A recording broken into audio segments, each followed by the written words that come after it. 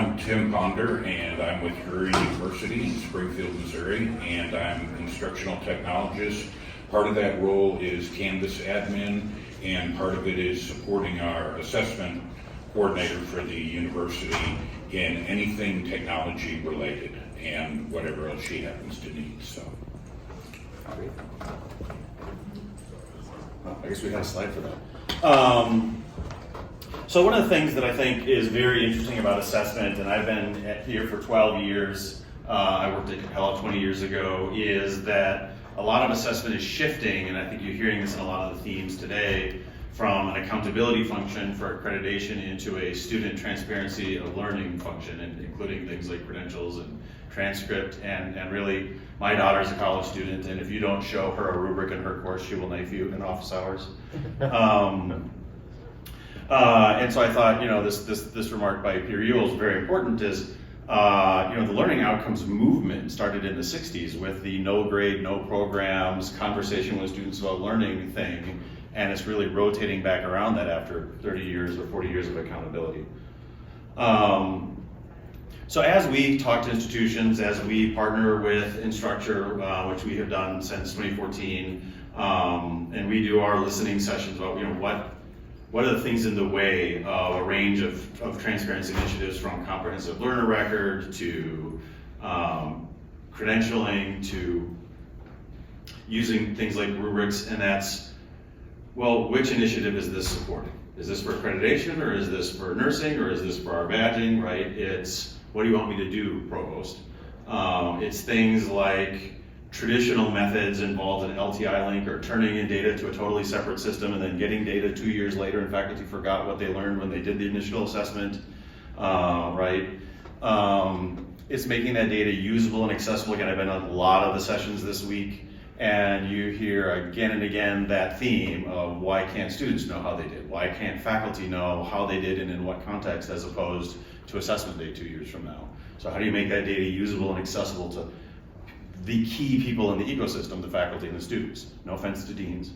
And then finally, and this has been true in a lot of the work that CBEN has done on competency-based ed and some of these practices, it's hard to build a community practice. That is not an overnight thing that suddenly just happens. And so one of the things that technology can do for that is make it more frictionless, so it's not as hard to build it as a practice.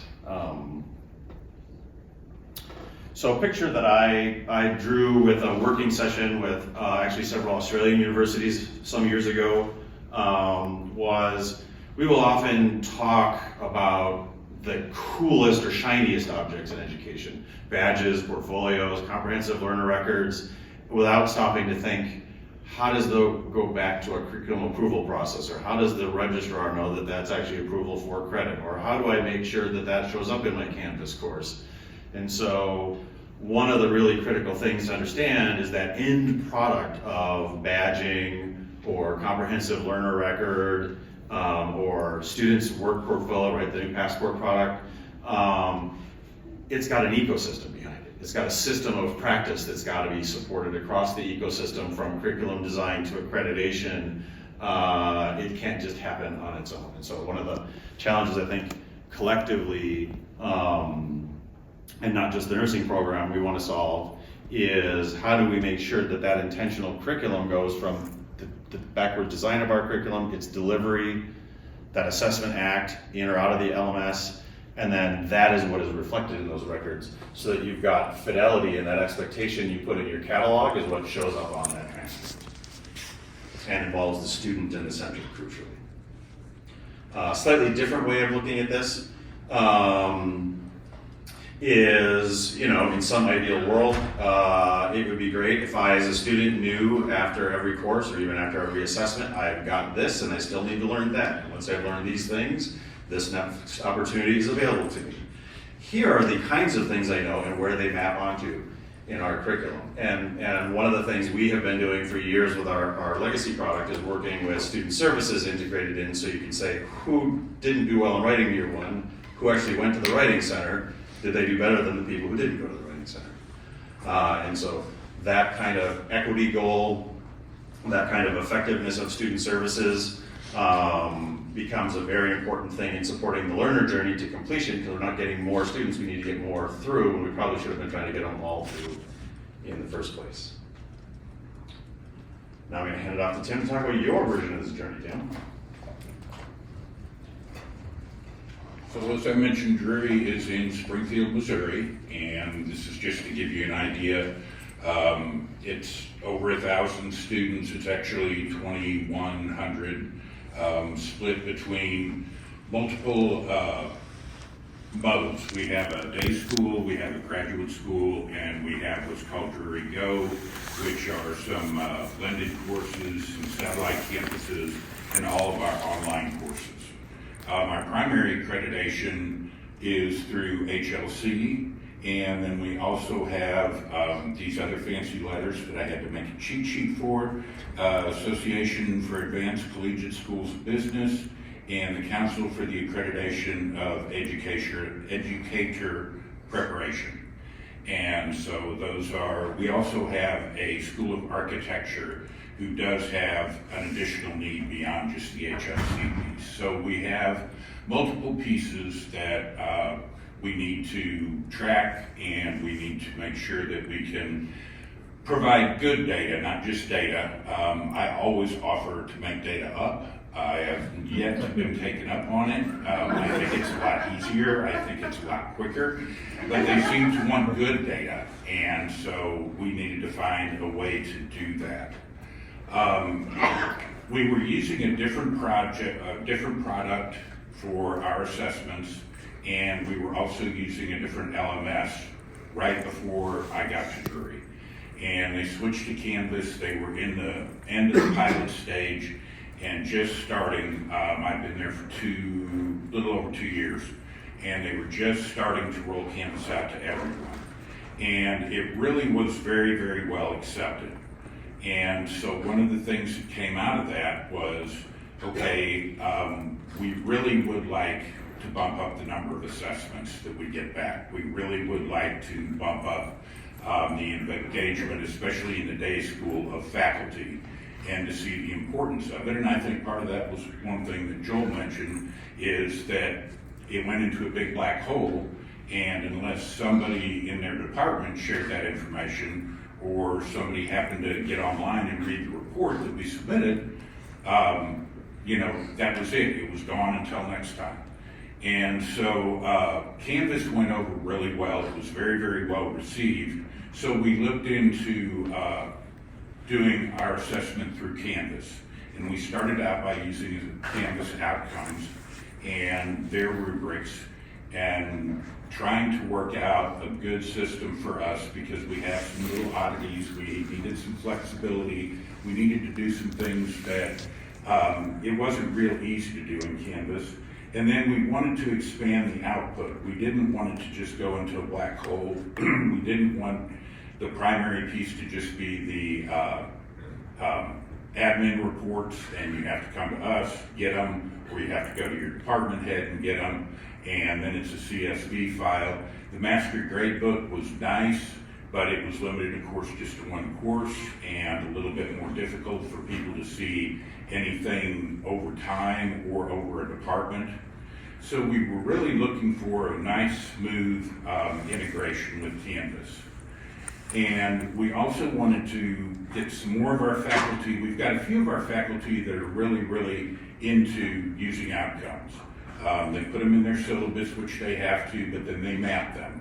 And we would like to be able to give them an additional tool, plus we would like to be able to get more people doing that.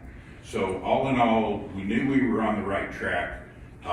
People were happy to do it in Canvas. They were, I wouldn't say looking forward to it, but they weren't grumbling about it as much, let's put it that way. But we saw we're limited. We've got a director of online education, and then under her there's myself and an instructional designer, and then a half-time person who works on special projects and is back up on the admin, the Canvas admin piece. So we're a very small team, and we saw that to really get Canvas to do what we needed it to do, we needed a bigger team, or a lot more time, or, I was 40 when we started this, and you can see I've aged a little bit, so we needed a few more hours in the day. And I honestly I think that our vice provost heard about Insights in eLumen at one of the conferences in Indiana. So she knew about the product. We had actually started to talk about implementing it and getting it, and we were kicked to the next budget year. And so I'm sure that doesn't happen to anybody else, but in our particular case, it was good because we had a chance to talk. We got information. I talked to Jessica quite a bit, and we got a lot more information, and were able to make a very, very strong case. And of course, we were replacing the product, so there was a little wiggle room in the budget for that. So we finally got the budget through, and we were able to sign the contract and get started this spring. The things that we were able to use to move forward were the integration with Canvas, that nice, tight integration with Canvas. Everybody around campus we showed it to, they really liked that. If it looks like Canvas, it is Canvas. They don't pay attention to the URLs, they don't pay attention to anything else. If it looks like Canvas, it's part of Canvas. Also like the smooth transition, because we had another product that we could tie into, but there were multiple ways to access it, so students were getting confused. They couldn't find things because in one course you went straight through Canvas. In another course you went and you logged directly into this particular product. And so it wasn't the product's fault, it was just, nothing was consistent, and there was really no way to lock it down. So that was another thing, that smooth, solid integration. We then went ahead and started with our onboarding, and I tell you what, if you can get past the onboarding piece, you've got it made. So I said that for Aaron's benefit, actually. Love you too, Sam. The onboarding actually was wonderful. We had a very, very good experience. I liked the way it was laid out, and they were extremely helpful because hurdles and learnings, we saw that we had put some hurdles in our own way, and that we had a lot to learn.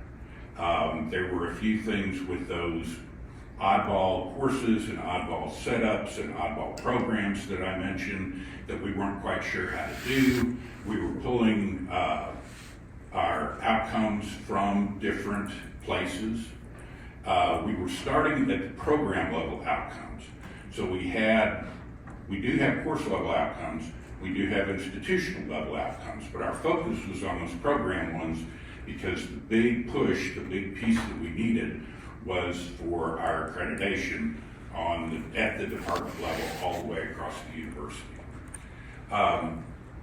So we weren't quite as ready as we thought we were with some of these answers. And I will say that we worked as a team when we needed to talk to some of the more technical people, some of the engineers to talk through something, how to set things up on our end, how to structure our CSVs. There's no gatekeeping. It was very much a team effort, and I really, really appreciated that. It drives me crazy when I have to go through about 3 layers because, I know all this. If I'm asking you a question, I know all this stuff. You don't need to send me through the first 3 layers. I'm just kidding. But it was very nice. There was none of that. So what it did help us to do was it helped us to more tightly define some of our program outcomes to make sure that we had the most up-to-date outcomes. We may or may not have had some departments that were a couple of versions behind. We, I guess, solidified our structure of how we structured our courses, both in Canvas and in our own minds of how our university was organized. We also found different things that were redundant, and we also found some big gaps that we had as we started into the mapping. Not big maps, but big gaps, but gaps that we did not realize that were there. So the learnings, I think, as we went through this, now, ideally, if I had to go back and do it again, I would know what to do, and we would be a lot further along in our assessment process and all of our decisions and all of our structures and all of our processes out to our faculty members. But we weren't there. We thought we were. We thought we were further than we were. One nice thing we had was we did a lot of this over the summer when people were gone. And so Leah, Vice Provost, and I, we were the assessment team at the time. So there were two people that had to make the decision. She took it to her boss, the provost, stamped off, and so we got our decisions made real quick. If we would have waited and done this in the fall, we'd still be working on it. So all that to say, the further along you are, the better your assessment process is, the smoother it's going to go.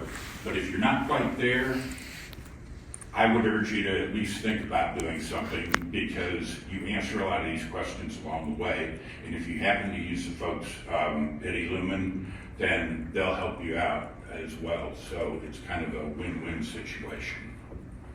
I'm doing on time. Okay.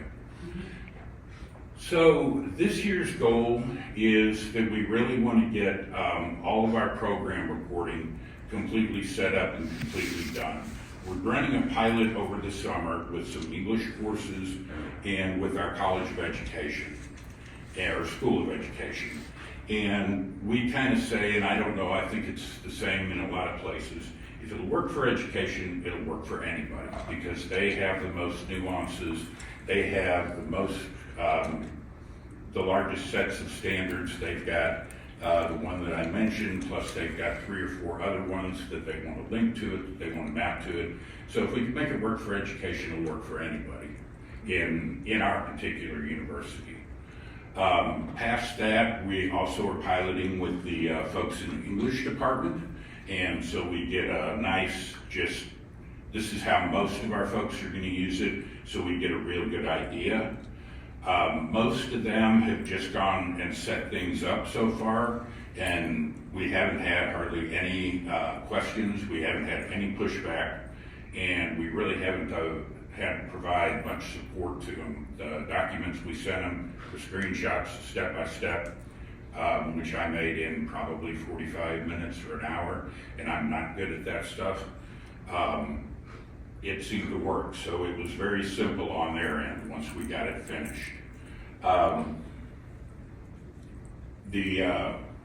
The other thing that we would like to get is we would like to get everybody using it in the fall. If that doesn't happen, definitely by the spring.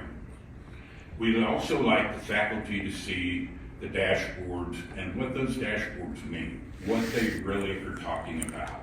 Because I was surprised at the number of faculty, when we were just using Canvas to do the assessment, did not want the students to be able to see the results of the assessment. And that's something that we hope we can get past. When we first talked about this, I said we hadn't really thought too much about students and what we wanted our outcomes to be for the students. But I think that's the start there, is to get the faculty to understand what they're seeing, understand what the students are seeing, and display this out to the students so the students can see where their assessments are going, how they have done over time. You know, we will have information on our programs, we'll have information on our classes, and the students should have the same. But that's one thing that we'll need to do, is we'll need to up the level of comfort that the faculty has. Because we really don't want to just say, no, you have to show them. We want them to be comfortable. And if a student has a problem or doesn't understand or thinks it's wrong, they're going to go to the faculty first. So it just makes sense to us to do it that way. And we have that small group that I mentioned earlier that are really working on the course level objectives. We would like them to really begin to use insights for that particular task, and to start to do a lot more at that course level, at that class level, and begin to, you know, preach to the rest of the folks out there. Talk to the rest of the folks about what this has done for them, what it showed them, what it told them, how it fed into their student attitudes, how it fed into their programs, and to really begin to get folks using that, because I think the information is important and it can be very, very valuable, and it doesn't need to just go to somebody to stick into a report that not very many people are ever going to see. And I'm still skeptical on how many actually read it. So, longer vision and goal, I think I kind of covered that there. We just really would like to build a stronger assessment culture. And to do that, we needed to have a tool that people were comfortable with, which was Canvas. We needed to be able to reasonably set it up, support it, and have the flexibility we needed. And we needed to, we needed to be in that particular place before we could start to talk to people about assessment, improving assessment, why assessment is important, why the students care about assessment, why they need to see it. So this is laying our foundation for that, to really hopefully change that culture of assessment is something that we got to do to give to Dr. Blakey or our department chair to put in a report that goes somewhere. We don't want that anymore. We've got a few people that are beyond that. I'm not saying everybody's like that, but that's the majority of the culture right now. And I don't mean to talk bad, but this is the way it is. It hasn't been the top priority for a few years. It's kind of slid by the wayside, and we need to go ahead and change that. And this Canvas and then Canvas with Insights is really going to give us the foundation to be able to do that. So I think it now goes back. Go back to me. All right. Well, thank you, Tim. That was great. I think what's interesting to me in the decade plus that I've been doing this is every culture, even within an institution, has a different set of practices. And one of the things that I really admire about the way Canvas was built is that, faculty by faculty decide whether or not to turn on learning mastery grade book. You decide how to construct the rubric to be points or not points. Is it part of the grade or just assessment? And we've really tried to follow that tradition by not making everybody at the institution use the same rubric, not making everybody use the same process. Each department and culture is its own, even with institutions, not to mention institution to institution. On the student transparency, where one school is worried about should I even turn on learning mastery gradebook, another one's at badge-based pathways, right? So that variation in pattern is not just between institutions, and it's between departments on campus, and we really work hard with and cherish the level of respect that Canvas has for that model. So one of the things I'm going to do really quick, and I know we don't have much time, like 5-6 minutes left, and maybe 10, is talk a little bit about what we do, because you heard a lot of story and narrative. Not all of you have had a demo. How many of you have been to a demo or seen this at another event? A few people? Okay, so a few hands. So the first thing to say, how many of you have used Canvas Outcomes? Okay, so fair people still don't know how to use Canvas Outcomes. So Canvas Outcomes is behind a feature flag. You have to turn it on. When you turn it on, you get a new button. It allows you to align rubrics with outcomes or quizzes or new quizzes at the line item. Use those in SpeedGrader, and then represent the results for the teacher in one version of Learning Mastery Gradebook or students in another. And one of the things we do is we keep that working the way it is. We can set up the Canvas course for you. We make sure that the Canvas course has the right outcomes and rubrics in it if there are planned ones or standard ones for them, so that that use of that great instructional design and assessment feature of your Canvas course stays the way Canvas works. We're just helping it along and then plugging it into a bigger system of assessment planning, curriculum mapping, data management, and reporting. So one of the other big features that's really helpful, it's a secret weapon, is the curriculum map. And in our model, it's not just a picture, it does work. It drives planning, it drives how do I find evidence collection, it drives where badges can live. We've seamlessly integrated Canvas credentials with our curriculum map. It lets you build scaffolding. So to Tim's point, the education and nursing programs are going to go to Gonzo, and they're going to have an IRMF scaffolding, and they're going to have all sorts of PLOs and standards.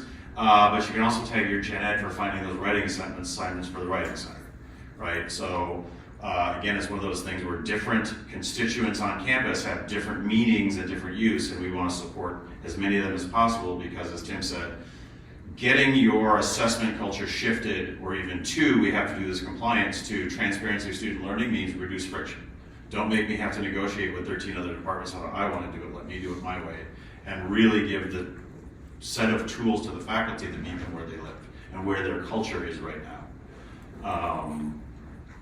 As I said, we actually used to be the value-added reseller for Badger Pro. It is Badger Pro, now it's Campus Credentials. We're big fans, and so we've seamlessly integrated that. You can, I'll show it a little bit, embed them in our curriculum map, and when that mastery is met, we'll issue it. We can actually issue it today as a CLR2 OB3 or as a Badger credential or a Campus credential. And now I'm going to apparently do the world's fastest demo. And one of the things that I want to make sure in the very limited time I have the demo to do, and I hope you do take a card on your desk or your chair and schedule demo, is really see the fidelity with which we respect the instructional design prerogatives of Canvas and keep, as Tim said, even the screens that aren't Canvas feeling like Canvas. So our entire platform was built using the Instructure.design UI library. Everything we have is a Canvas icon, is a Canvas term, is a Canvas control. We modified or added a few, but we work very closely with the UI and the product teams at Canvas to make sure that everything we do with Canvas is canvassy. Is that a word, canvassy? Did I actually make that up? All right. So if you have outcomes turned on, there's outcomes. One of the first things we do is if it's because it's part of the stated curriculum or part of one of your assessment plans, we put the LOs in the course. You don't have to go find them. So faculty having to find the right account, find the folder in the account, pull the right outcome in. The other thing we do is we add things like versioning. So if you revved your curriculum, if you're a big community college and a third of your curriculum changes every year, we'll make sure that the appropriate learning outcome for that term shows up in that course if you change it in curriculum.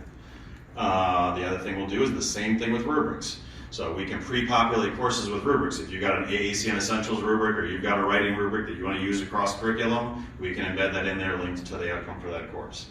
Finally, when faculty go in and they're using SpeedGrader with that assignment that we've created as part of the assessment plan for a signature assignment, we are grabbing this data in real time, including the evidence. So if you're using the new nicely laid out, now you can see why everybody's so happy about the newly laid out rubric thing in the last session.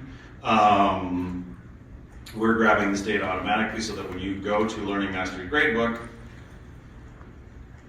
it's not only in Learning Mastery Gradebook, but the faculty member have a personal dashboard to show all their longitudinal data on all their dimensions and do their course review right in Canvas. So I can see what happened last semester. I can change the dimension to say, don't just show me the CLO, translate that through the curriculum map as data, and more importantly, let me do all of my course review, reflections, action planning, etc. Right here in the app. So I, as a faculty member, can close the loop on things like course review right inside a Learning Mastery Gradebook. So one of the things that you heard Tim say, one of the things that you hear a lot is when faculty say, I turned in that CSV file, or I went into the other app and I uploaded my data, or I sent you my PDF course review at the end of the year, what happened to it? They're closing the loop right now in Canvas in the course. They're not waiting for assessment data, they're not waiting till after the semester, they're able to do that right here. So for your frontline faculty, especially those adjuncts or those faculty who don't have a Quality Matters tattoo and a dog named rubric, right? They are given tools for success right away, and a lot of the hesitance that you hear when you're trying to build that assessment culture is, are you going to punish me for my data? What if I do it wrong?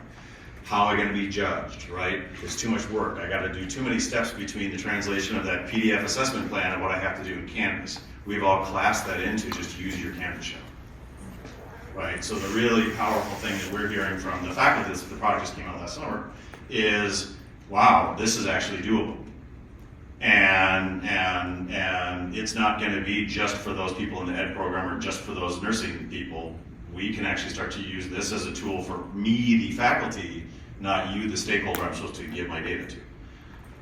So I bet you're all sitting there wondering, like, so this is zero admin, I don't have to set anything up, it's all magic, I just give you money and it's all there, right? Sorry, it's not actually the story.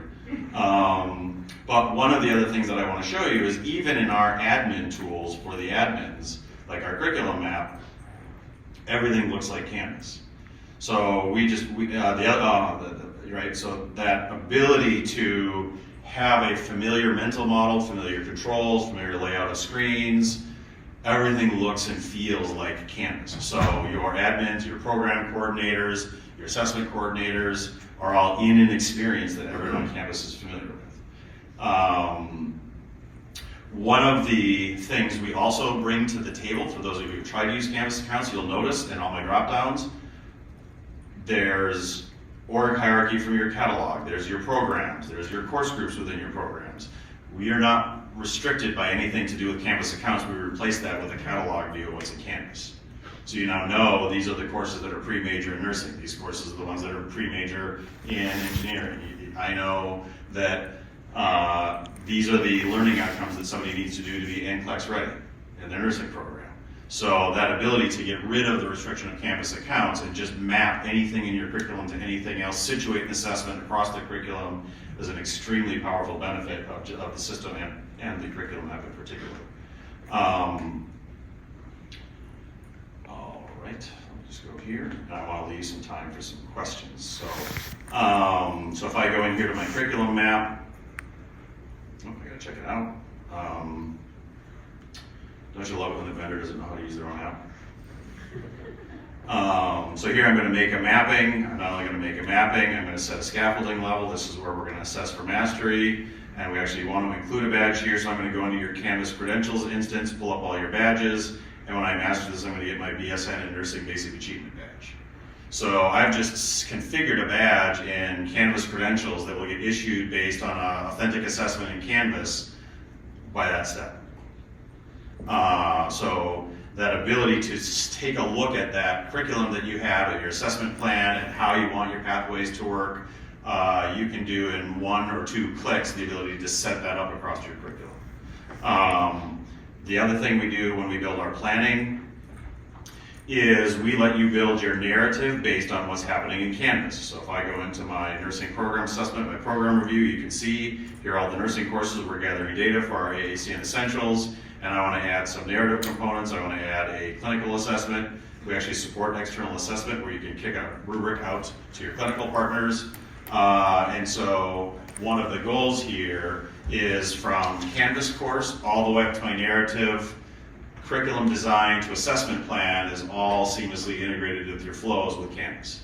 And your faculty member doesn't have to go find a PDF to know what their job is for that. It's waiting for them in their Canvas course.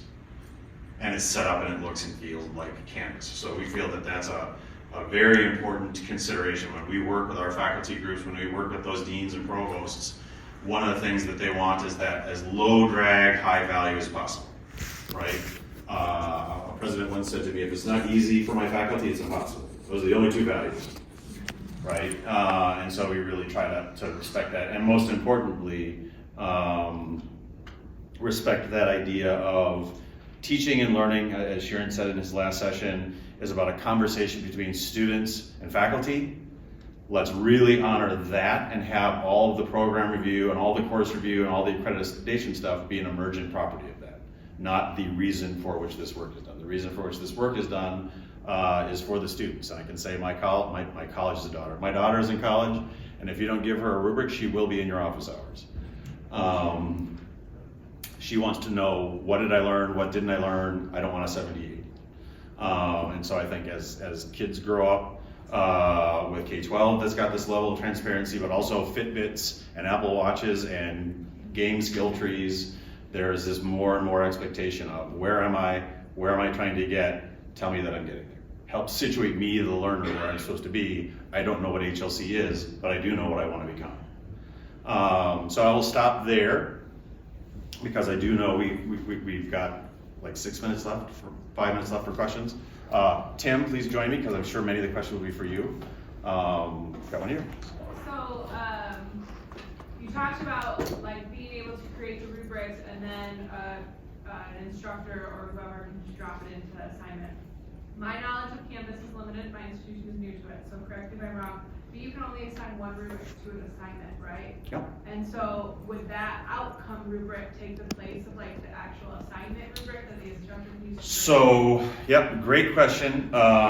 Canvas gives you a fair bit of freedom to pick and choose, so you can't have more than one rubric, but you can have a rubric that has a mix of outcomes and other grading criteria. Oh. The outcomes can be 0 points if you want, or you can have an entire rubric that's no points and is just formative for the purposes of the grade, but gives you that outcomes data for understanding your assessment practice. So it's a choose your own adventure that satisfies all adventures, if that makes sense. So if like your organization created the rubrics for this, would the instructor have permission to be able to make it so that it's not? So the other nice thing that we do is if a faculty member, and now I'm going to see some institutions cringe and some get excited, changes an outcome or a rubric, we will harvest that change so the coordinators can see the delta and accept or reject that change and or decide to let the faculty do that, but I'm not pulling it into my data. Okay. So we do two-way, we watch both ways, what they're doing in Canvas, what got put into Canvas. In my experience, most faculty, if they have a rubric and the outcomes in the course, are perfectly happy to not have had to set that up and don't want to change it because they just want it to be there. But we do watch for and track and have natural language processing libraries that make sure that if it's different, how is it different, and flag that for a coordinator. Great question. And we did have that particular circumstance come up quite a bit, where you did have the outcomes and the scoring, and it has worked fine. Great. I just want a real quick follow-up. If somebody is flagged for a coordinator, the coordinator thinks this needs to be changed so it's aligned with the departmental standard, whatever. Is there a workflow for that, or is it really just that person then emails the faculty? There's a couple of ways you can do it. So one is they can say, just mark that private. That's just so different and weird. But it might be somebody trying to figure out what we're going to do with our next curriculum revision. So I don't want that in my results, but I want them to do that. The other is we have an idea called variance. So if it's just a cognative of Bloom's taxonomy verb, we'll actually know that. Our little Grammarly for learning outcomes knows that. And you can say that actually is this other outcome, even though the string is different. And then the other one is you can say, no, I reject this. You can't do this. Or if you've harvested it, you can then also edit them. But we purposely built a use case for each of those workflows because again, not every institution has course learning outcomes as part of the catalog, but a big community college in Texas or California will. So some people, course learning outcomes aren't even a thing other than Judy who wants to use them. At others, that was approved by the state chancellor's office. So we really have to accommodate all that range of use cases. Question? I actually have 4, but they're quick. Okay. Can you build an assessment plan in this? Yes. Okay. Can you build a program review in this? Yes. Okay. Can you archive SLOs in this? Yes. Okay. Is the badging system that you use extra? Yeah, it's Canvas credentials. Yeah. So yeah. So it's extra that we would have to. Okay, that's my one question. Well, those were hard. That's great. Anybody else have just a checklist? But I'll talk I want to get to your question just one moment, please, but I'll follow up on that.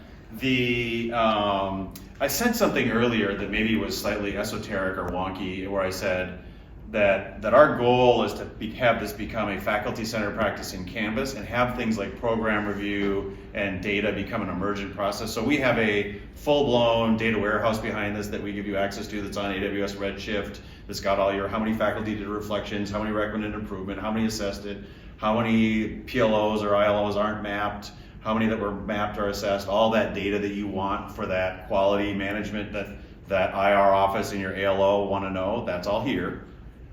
But it's built from the bottom up from what's happening in Canvas. And if you've built that plan, we'll make sure that Canvas course respects it without the faculty having to crosswalk it with some PDF somewhere or D-ring binder somewhere. So for example, our assessment plans are in-house created. Mm-hmm. And so like I would have to go in there and build that template, and then the faculty can just go in there and do their thing. That's perfect.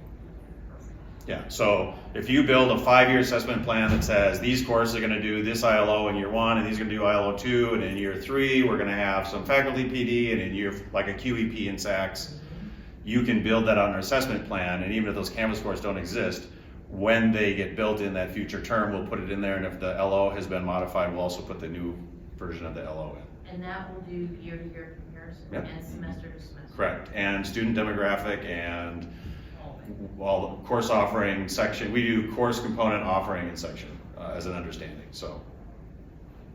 So my question is kind of related to that. How is the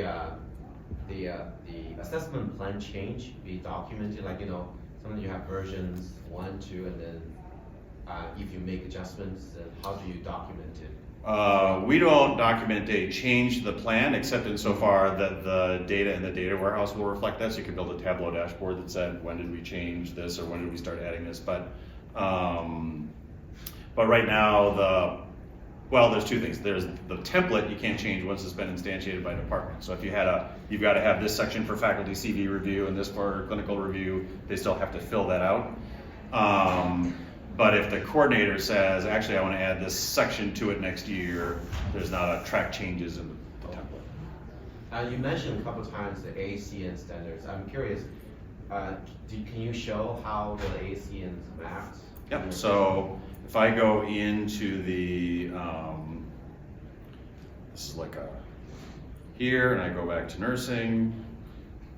One of the important things to note is we also strongly type outcomes, a thing that Canvas doesn't do. So we know that this is a CLO, a PLO, an ILO, a nursing standard. It belongs to the nursing program.